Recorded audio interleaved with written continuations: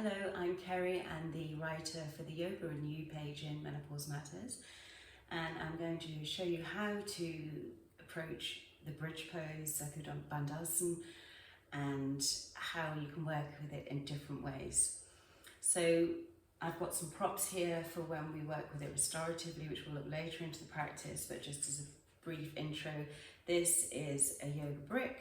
This is a yoga block, and then we have a rolled blanket if you want to use that for the nape of your neck.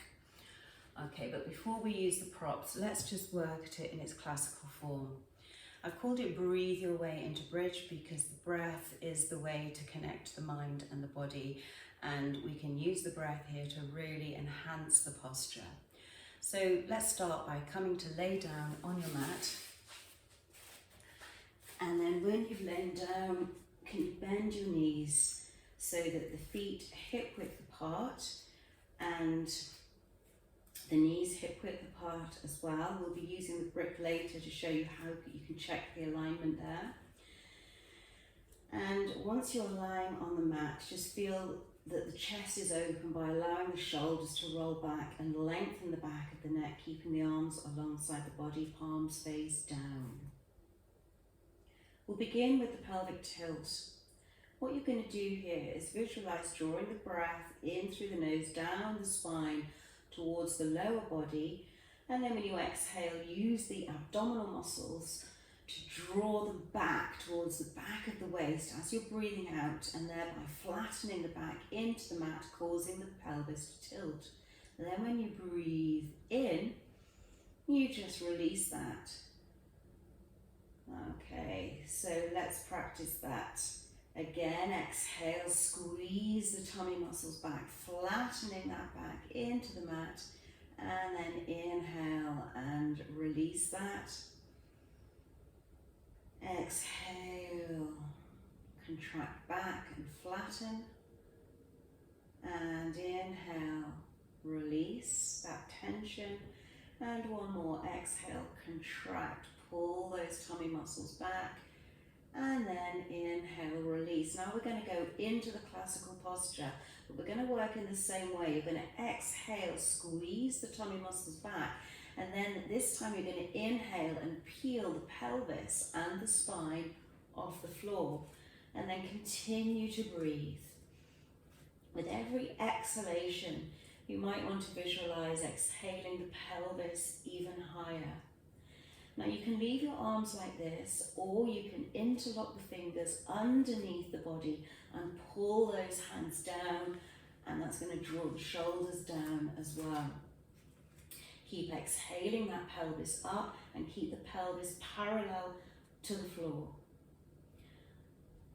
If you want to build resistance and work a little more strongly here, on an inhalation, you're going to push down through one foot. Let's push down through the left foot, and then draw the right leg off the floor, and see if you can hold that for a couple of breaths. Keep the hips aligned here and parallel to the floor, and then on an out breath, you will lower that foot down. So you can work on the other side. Inhale, push down through the right foot as you lift the left. Hold it, keep breathing naturally. Keep the pelvis aligned, and then exhale that foot down. And you can practice that a couple more times. But before you come out of the posture, let's exhale that pelvis a little bit higher, so you're giving full extension to the posture. Perhaps that means you want to lengthen the back of the neck even more. And then when you're ready to come out, you just release the hands, place the hands flat down on the mat, and then on your next out breath, you'll begin to peel the spine back down onto the mat, followed by the pelvis. And then draw those knees in towards the chest, bringing the hands either over the calves or the back of the thighs, whichever is more comfortable for your body. And you may want to just gently rock from side to side, just to ease out any tension in that back. And then You might want to rock up to sitting by bringing the hands behind your thighs and inhale up, okay? So to work restoratively, which is going to help you relax and ground yourself, you can use a rolled blanket to put at the back of the neck. You can use a yoga brick, which can help keep those knees aligned, but also stop them from falling out to the side. It'll give them a focus. And then a block, or even a yoga bolster if you have a bolster, to place under your hips.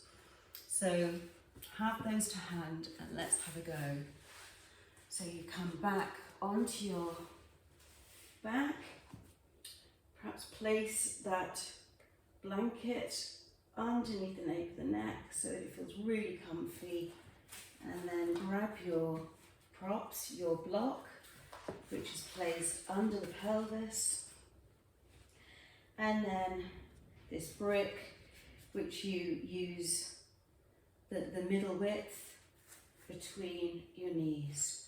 Have the hands alongside the body, palms face down, and close your eyes. And continue to focus on the breathing as you did, drawing that breath in through the nose, down the spine, and then exhale, visualize it moving back up the spine and out through the nose. And after a few breaths, you find that you begin to really feel grounded, earthed literally, and calming. This is a very calming posture. So you can work with this for a couple of minutes.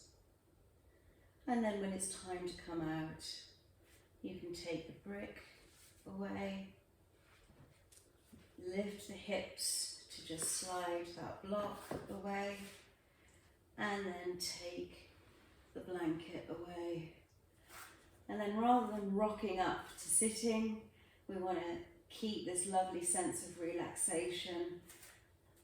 So we roll to the side into the recovery position and then use your arms to support you back up to sitting.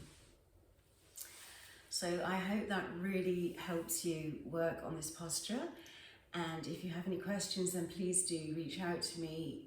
The details of my website are on the page of Menopause Matters, so you can drop me an email and I'll do my best to help you. So take care everyone, and I wish you all the best on your yoga journey and practice. Take care.